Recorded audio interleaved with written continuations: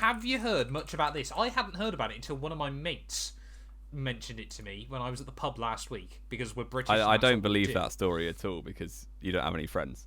Okay, fair enough. And especially not at the pub. But there we go. I mean, this news story screams US F1 or Stefan GP. Honestly, it's weird though, isn't it? Because so what? I'm now having to just read an article about it just to make sure that I've got my facts correct. But they want to be Panthera or Panthera. I don't really know for sure. Panthera Asia Formula One team. Now, Asia again is another. I mean, we spoke about this last week, didn't we? About where could replace Shanghai for the Grand Prix. There's a huge, very big potential Asian market for Formula One still. You know, if we get a proper all-out American Formula One team, why don't we also get a proper all-out Asian Formula One team?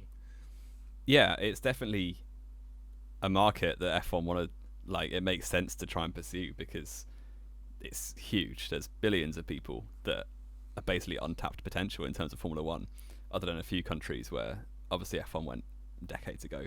But it would definitely be a big opportunity, and it would be something in the interest of the FIA and Formula One generally to expand in that area. And they've been doing so with drivers. Obviously, we've got the likes of Zhou as the first Chinese driver, Tsunoda.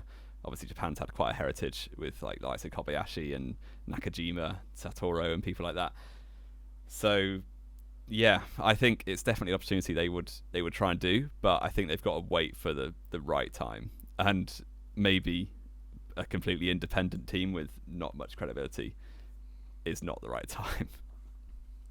No, but I think, you know, the FIA Formula One, they'll probably do a lot of rigorous checks, because again, you know, like we said, they don't want a US F1, they don't want a HRT back in the sport. So I feel like, again, if you can afford to put that 200 million up front, even if you have a couple of really bad years to start off with, you are, you know, sort of 3-4 seconds off the pace. If you've got that cash flow coming in and you've got that access, maybe there's still a bit of hope that we could get back up to 24 cars in the future, because it's quite important as well.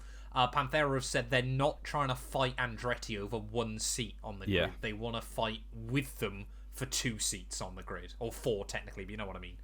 Yeah, and it would be a big thing for F1 if they had an all-out Asian team, because obviously we've had Honda in the past and Toyota. It's Japanese teams, but outside of Japan, I'm not sure. Like, there's never been a Kia Formula One team, for instance. So, yeah, it would be big if a team from Asia outside of Japan could make it.